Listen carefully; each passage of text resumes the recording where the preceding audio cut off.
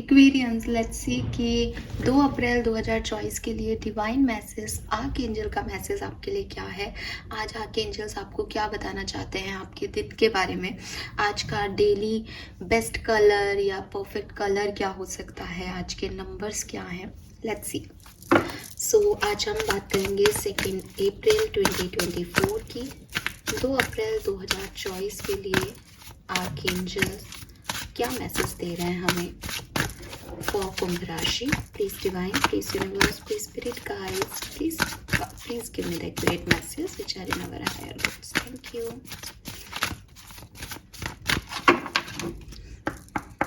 All right. So पहला message है यहाँ पे let it go, नंबर 18. दूसरा मैसेज है यहाँ पे trust your angels, number 36. Wow. And we have increased your knowledge, number 15.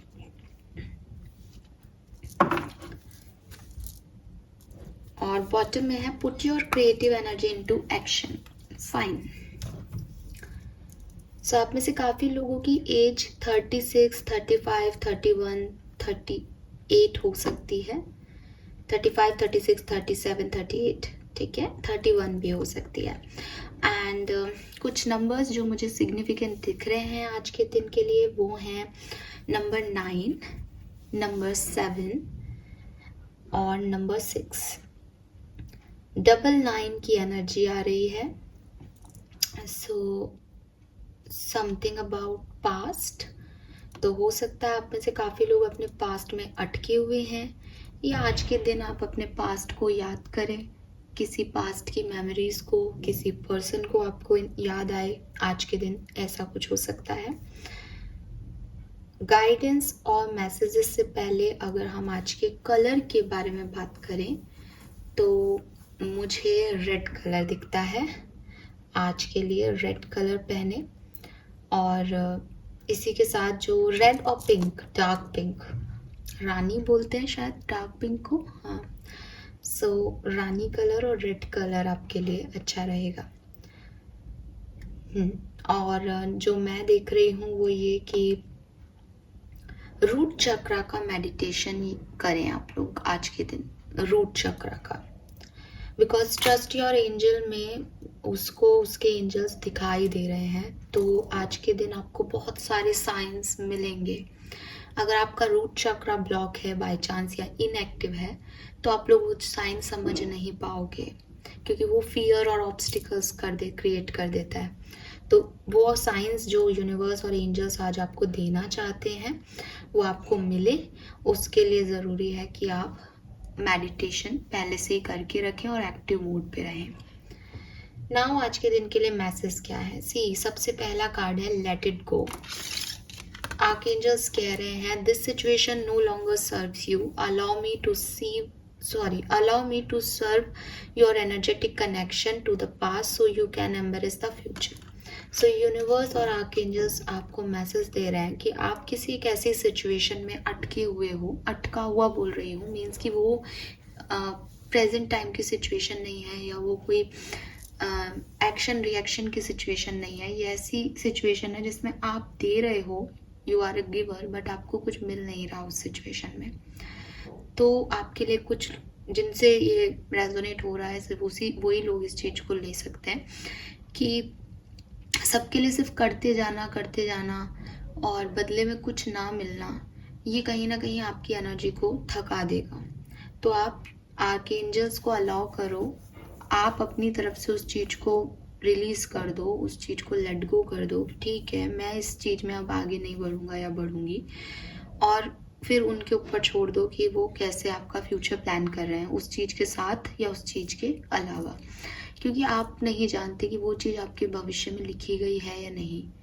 अगर वो लिखी गई है तो वो अपने आप आपको जो है रिएक्शंस आने लग जाएंगे, या वो कुछ देने लग जाएगी आपको। लेकिन अगर वो सिचुएशन आपके भविष्य से लेना देना ही नहीं है, आप फालतू ही उसमें काम करते जा रहे हो कि मुझे भविष्य में कोई आउटपुट मिल जाएगा इसमें, तो फिर वो वेस्टेज है। तो आपका कर्म क्या होना चाहिए, सही कर्म यहाँ पे, कि मैं आर्कएंजल्स को ही छोड़ देता हूँ कि आप संभाल लो, बैलेंस करो तो करो, नहीं तो लेट गो करो।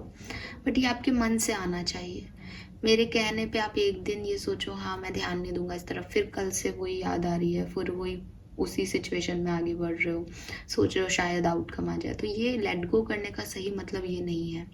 लेट गो करने का सही मतलब ये है सरेंडर कर देना कि मुझे अब उस चीज़ से, उसके आउटकम से, उस सिचुएशन में एक्शन से, उसके रिएक्शन से कोई लेना देना नहीं है।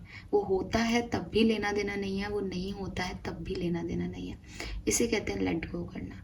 इसे नहीं कि हाँ ये मुझे तकलीफ दे रहा है, किसी ने मुझे गाइडेंस दिया था छोड़ देना चाहिए, अब मैंने 2 दिन के लिए छोड़ दिया, पर वो अंदर कहीं ना कहीं कॉन्शियस माइंड में है। फाइन।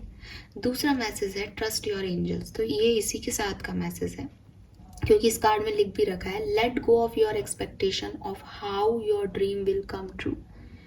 मे बी आप यूनिवर्स को या आर्कएंजल्स को या अपने भगवान को, जिस भी रिलीजियस के आप हो, ब्लेम करते हो एक्वेरियस कि ये नहीं हुआ मेरी लाइफ में, ऐसा नहीं हुआ, ये नहीं है, आपने मुझे ये नहीं दिया, आपने मुझे ये तकलीफ दी है, आप कैसे भगवान हो, आप मेरी सुन ही नहीं रहे हो, ऐसा तो हो ही नहीं रहा, मैं तो ये चाहता था, मुझे तो 30 साल में नौकरी चाहिए थी अच्छी, मैं 31 का हो गया, मुझे नौकरी नहीं मिल रही।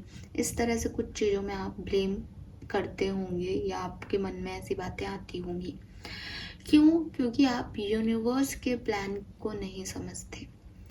आप वो चाहते हो जो आप चाहते हो, आपको लगता है चीज़ें वैसी होंगी जैसी मैं कर रहा हूँ, बट आप करता हो सिर्फ आपकी बुद्धि से। आपकी डेस्टिनी में जो लिखा है वो बदला नहीं जा सकता।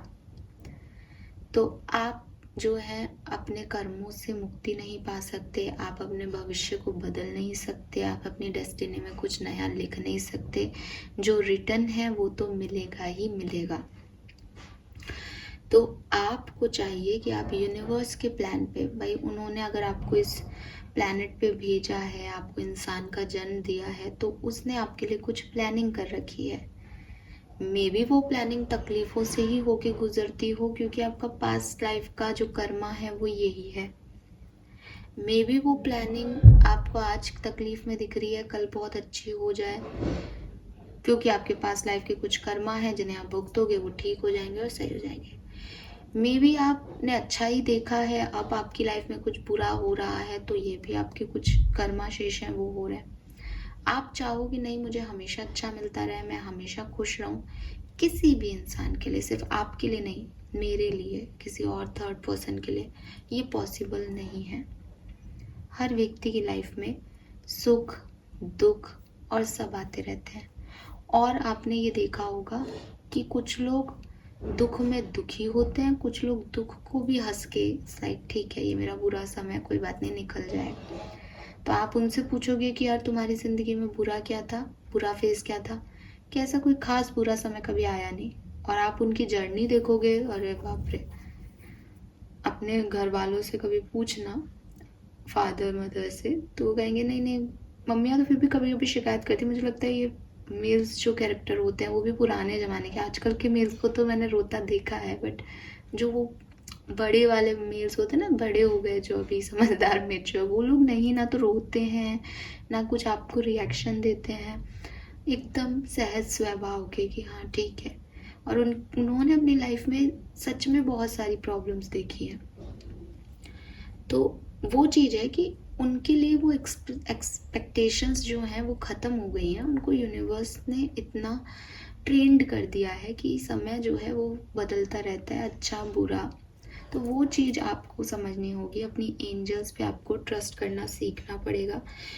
यूनिवर्स कह रहे हैं कि जैसे मैंने आपको बोल दिया, क्योंकि मैं तो एक जनरल आपको बात बता रही हूँ, तो मैंने आपको ये बात भी बोली कि अगर आपके पास्ट लाइफ कनेक्शन खराब हैं, कनेक्शन मतलब पास्ट लाइफ सिचुएशंस खराब रही हैं, कर्मा खराब रहे, तो हो सकता है पूरा ज़िंदगी आप एक बहुत तकलीफ़ में बिता के जाओ यहाँ से इस जन्म में, लेकिन वो रिलीज़ हो जाएंगे, इस चीज़ की खुशी होगी कि ठीक है मैंने जो किया वो मैंने पा लिया। लेकिन यूनिवर्स पे ट्रस्ट करने का मतलब ये है कि उनका कोई प्लान है और वो मेरे साथ बुरा नहीं होने देंगे। ये फेथ रखना ज़रूरी है अपने अंदर।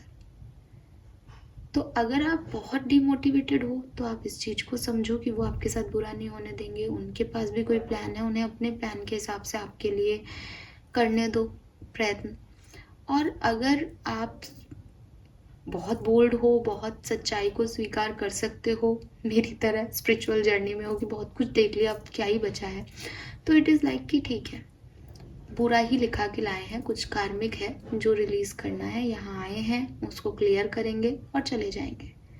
तब आपको खुशी की खुशी, बुरे का बुरा ये लगना सब बंद हो जाएगा, तब आपके लिए सब नॉर्मल है।